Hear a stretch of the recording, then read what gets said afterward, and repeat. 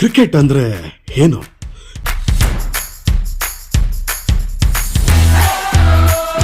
ಕೆಲವರಿಗೆ ಆಟ, ಕೆಲವರಿಗೆ ಉದ್ಯೋಗ. ಆದ್ರೆ ಇಂಡಿಯಾ ಮತ್ತು ಪಾಕಿಸ್ತಾನ ಎದುರು ಬದುರು ಬಂದಾಗ ಅದು ಕ್ರಿಕೆಟ್ ಅಲ್ಲ, ಅದು ಇತಿಹಾಸ.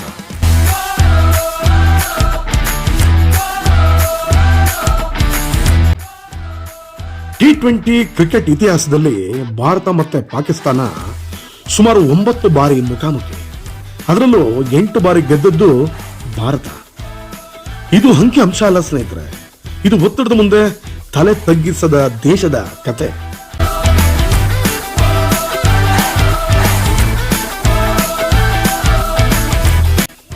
ಎರಡ್ 2007 ಯಾರು ನಿರೀಕ್ಷಿಸಿರಲಿಲ್ಲ.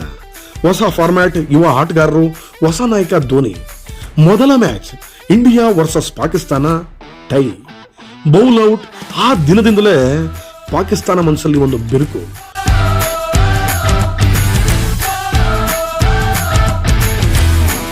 ಮತ್ತೆ ಫೈನಲ್, ಕೊನೆಯ ಓವರ್ ಮಿಸ್ಬಾ ಕೈಯಲ್ಲಿ ಬ್ಯಾಟ್, ಒಂದು ತಪ್ಪು ಶಾಟ್, ಶ್ರೀಶಾಂತ್ ಕೈಯಲ್ಲಿ ಕ್ಯಾಚ್.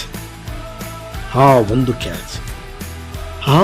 ಕ್ಯಾಚ್ ಇಂಡಿಯಾ T20 ಕ್ರಿಕೆಟ್ನ ರಾಜಕೀಯಕ್ಕೆ ಹಾಕಿದ ಮೊದಲ ಕಲ್ಲು.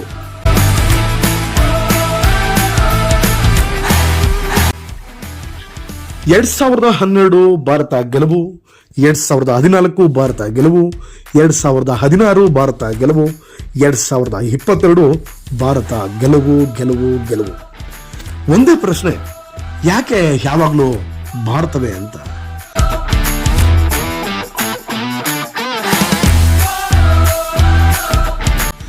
ಪಾಕಿಸ್ತಾನದ ಬಳಿ ಪ್ರತಿಭೆ ಇಲ್ಲ ಅಂತಲ್ಲ. ಶೋಯಬ್ ಅಖ್ತರ್, ವಾಸಿಂ ಅಕ್ರಮ್, ಬಾಬರ್ ಆಜಮ್ ಎಲ್ಲರ ಹೆಸರುಗಳು ದೊಡ್ಡದೆ. ಆದ್ರೆ ದೊಡ್ಡ ಹೆಸರಿದ್ರೆ ಸಾಕ, ಒತ್ತಡ ನಿಭಾಯಿಸೋದು ಬಹಳ ಮುಖ್ಯ ಆಗತ್ತೆ. ಒಂದು ಕ್ಷಣ ನಿಮ್ಮ ಕಣ್ಣು ಮುಂದೆ ನೋಡ್ಕೊಂಡು ಕಿವಿನ ಹತ್ರ ತಂದ್ಕೊಳ್ಳಿ. ಮೆಲ್ಬೋರ್ನ್ ಸ್ಟೇಡಿಯಂನಲ್ಲಿ ಆ ದಿನ 1.5 ಲಕ್ಷ ಪ್ರೇಕ್ಷಕರು. ಪಾಕಿಸ್ತಾನ ಗೆಲ್ಲೋ ಹಂತದಲ್ಲಿ ಕೊನೆಯ ಓವರ್ಗಳು, ವಿರಾಟ್ ಕೊಹ್ಲಿ, ಆರಿಸ್ ರೌಫ್ಗೆ ಸಿಕ್ಸರ್, ಮತ್ತೊಂದು ಸಿಕ್ಸರ್. ಅದು ಕೇವಲ 2 ಸಿಕ್ಸರ್ ಅಲ್ಲ ಸ್ನೇಹಿತರೆ, ಅದು ಒಂದು ಸಂದೇಶ. ಒತ್ತಡ ಬಂದಾಗ ಭಾರತ ಹಿಂದೆ ಸರಿದಿಲ್ಲ. ಆ ದಿನ ಕ್ರಿಕೆಟ್ ನೋಡಿದವರಿಗೆಲ್ಲ ಗೊತ್ತು, ಅದು ಮ್ಯಾಚ್ ಅಲ್ಲ, ಅದೊಂದು ದೊಡ್ಡ ಇತಿಹಾಸ ಅಂತ ಹೇಳಿ. ಹೌದು, ನಿಜ ಹೇಳಬೇಕು, 2021ರಲ್ಲಿ ಪಾಕಿಸ್ತಾನ ಗೆದ್ದಿತ್ತು, ಅದು ಕೂಡ ದೊಡ್ಡ ಅಂತರದಲ್ಲಿ.